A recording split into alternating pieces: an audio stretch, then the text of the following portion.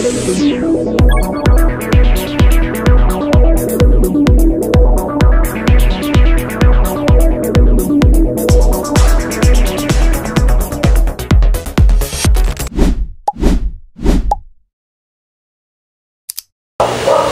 araw. Ngayon, pag-uusapan natin ang mabilis na pag-unlad ng Artificial Intelligence o AI at ang mga ethical na issue na kasama nito. Ano nga ba ang mga epekto nito sa ating buhay? Tara, alamin natin. Bilang isang kabataan, sa panahon ngayon, ang Artificial Intelligence o tinatawag na AI ay mabilis na naging bahagi ng ating pang-araw-araw. Pero, alam ba natin ang mga hindi magandang epekto nito? Kasabay ng pag-unlad nito ay ang mga ethical na issue rin na tayong dapat pagtuunan ng pansin.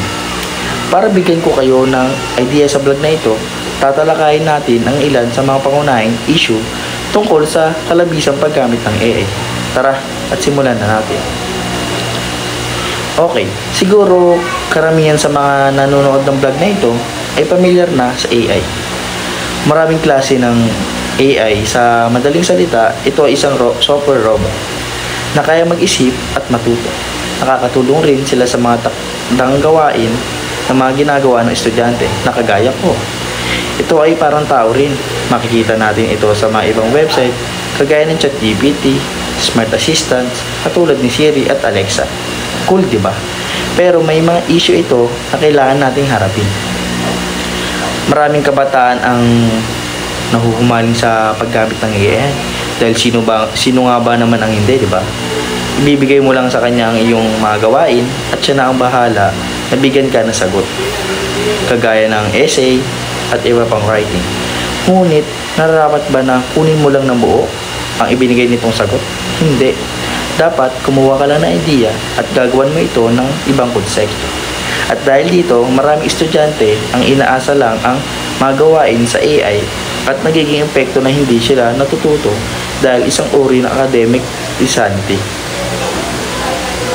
At isa pang usapin, huwag natin kakalimutan ang privacy at data security sa paggamit ng AI.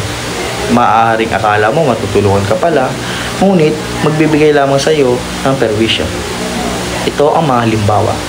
Isipin mo si Briggs ay isang ordinaryong mamamayan at binigay niya ang impormasyon niya dahil gusto niya gamitin ang isang kilalang AI website.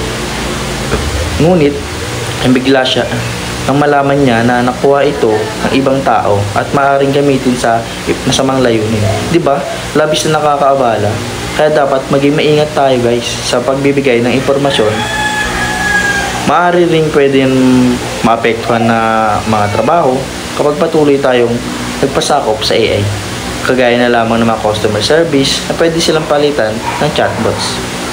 Dahil mas mabilis at mas mura, ngunit hindi tayo dapat sumasang-ayon dito dahil mga manggagawa pa rin ng lubos na naapektuhan. Kahit na ganito ang mga posibleng mangyari, may mga positibong epekto pa rin ito dahil ang AI ay isang software pa rin. Kinakailangan pa rin ito ng maintenance. Mas naniniwala pa rin ako sa kakayahan ng totoong tao dahil mas nakasanayan at mas kilala na. Habang umuusbong ang teknolohiya, dapat tayo rin ay marunong mag-adapt sa mga makabago upang makasabay at hindi mapag-iwanan. Maaring napapadali nito ang buhay natin, ngunit may mga bagay pa rin tayo na dapat i-consider para maiwasan ang negatibong epekto. So guys, salamat. Sana may natutunan kayo sa ating usapin ngayon.